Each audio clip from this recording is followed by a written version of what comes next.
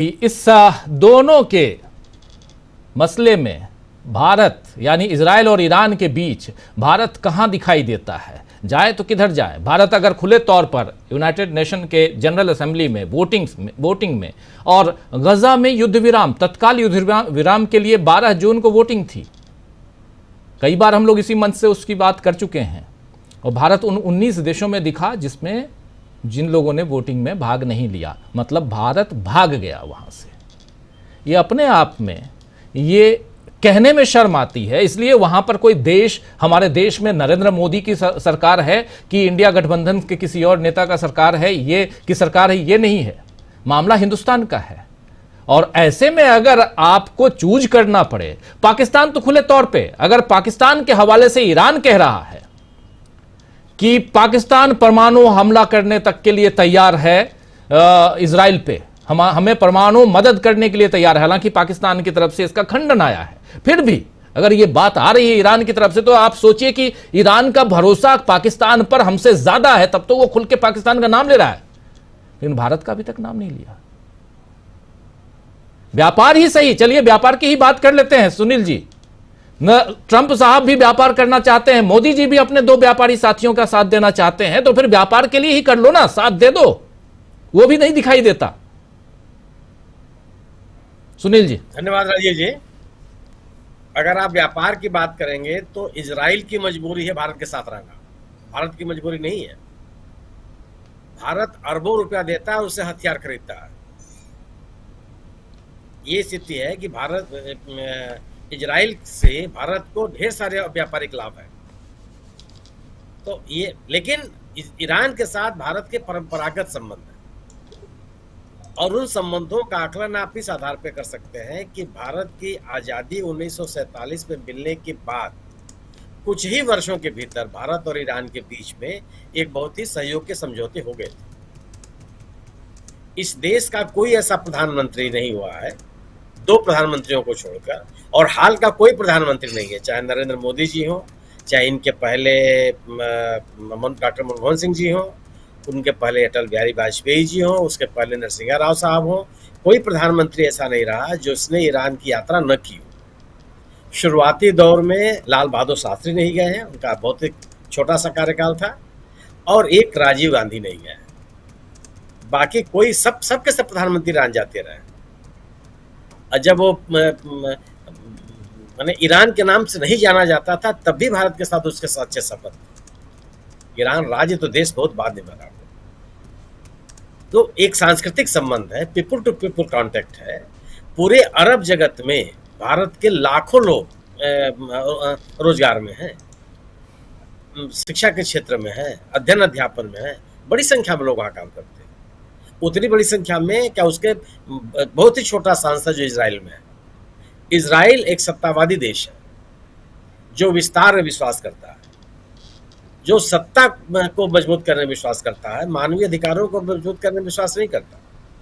लोकतांत्रिक मूल्यों के प्रति उसकी कोई आस्था नहीं है। सत्ता कैसे बनी रहे, विस्तार ऐसे राज्य का कैसे कर लिया जाए, इसे वो विश्वास करता है।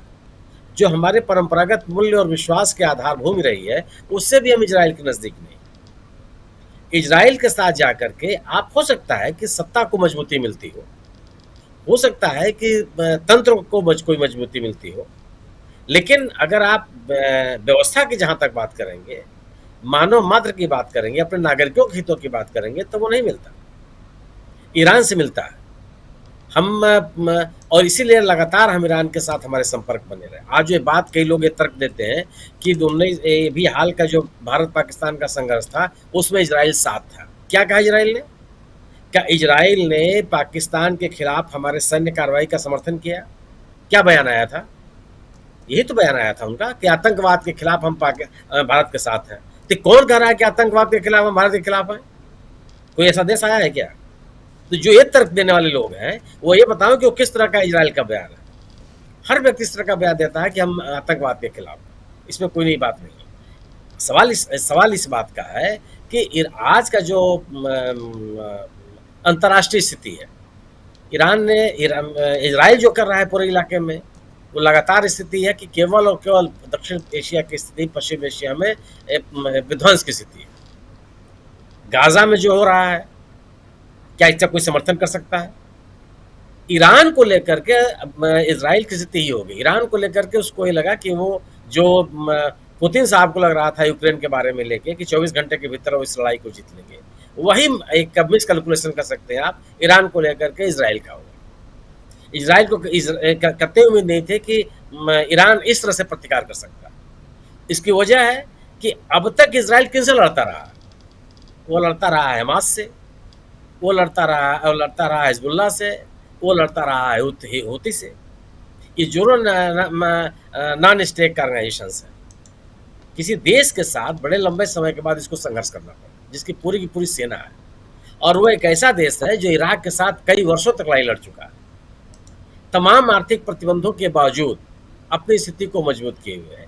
निश्चित रूप से वहाँ अर्थव्यवस्था बहुत खराब है, वहाँ बेरोजगारी की स्थिति बहुत ही खराब है, स्वास्थ्य सेवाएं बहुत खराब है, स्वास्थ्य की स्थिति, शिक्षा की स्थिति बहुत खराब है। निश्चित रूप से जब आपके ऊपर दुनिया का आर्थिक प्रतिबंध नहीं है तो आपके ऊपर असर पड़ेगा।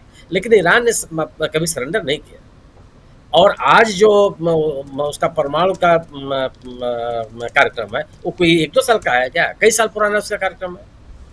प्रतिबंध इसी बात के लिए लगे, यूरेनियम संवर्धन को लेकर के उसके ऊपर प्रतिबंध लगे। इन्हीं देशों ने उसको इजाजत दी कि 300 किलोग्राम तक वो अपना यूरेनियम रख सकता है और 60% तक उसका संवर्धन कर सकता है। ये बात भी कही गई, इन्हीं देशों ने कहा है। या अमेरिका ही है जिसने ईरान को उसके परमाणु कार्यक्रम में सहयोग किया। चलिए एक तस्वीर देख लीजिए। चलिए, आप बहुत सीरियस बात कर रहे हैं, एक तस्वीर दिखा देते हैं। ये दोनों तस्वीर देखिए, एक कश्मीरी कालीन है और एक नक्काशी वाला सिल्वर का पर्स है। ये दोनों नरेंद्र मोदी जी लेके गए साइप्रस के राष्ट्रपति और फर्स्ट लेडी साइप्रस की, उनके लिए खास नरेंद्र मोदी जी खास उपहार देते हैं। आपको याद होगा कि जो बाइडेन की पत्नी के लिए भी 7 लाख रुपए या कितने लाख रुपए के हीरा दिए थे, तो वैसे ही साइप्रस को भी लेके गए हैं। चांदी का है ये नक्काशी वाला पूरा जो है, लेडीज़ पर्स जो रखती हैं महिलाएं वो, और साथ में ये कालीन ये है। चलिए, हो सकता है हमारे यहाँ का प्रोटोकॉल ऐसा हो कि महिलाओं को किसी को हीरा किसी को पर्स देते हों, मुझे नहीं पता, ये नरेंद्र मोदी जी को ज़्यादा पता होगा। और कश्मीरी कालीन तो जानता हूँ कि ऐसी चीज़ें गिफ्ट में दी जाती हैं। चलिए, बस ये दिखाना था जानकारी के लिए, क्योंकि अब साइप्रस से नरेंद्र मोदी कनाडा पहुंच चुके हैं। वहाँ क्या क्या गिफ्ट लेके गए हैं और बर्थडे विश करने के लिए क्या लेके गए हैं, ये देखना होगा।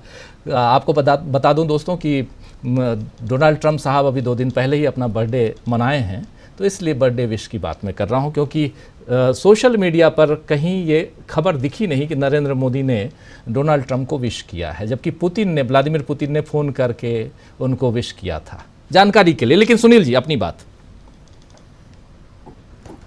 आप ये इसके साथ साथ ये भी बता दीजिए राजीव जी कि साइप्रस जाने वाले कौन से प्रधानमंत्री, अब तक कितने प्रधानमंत्री गए,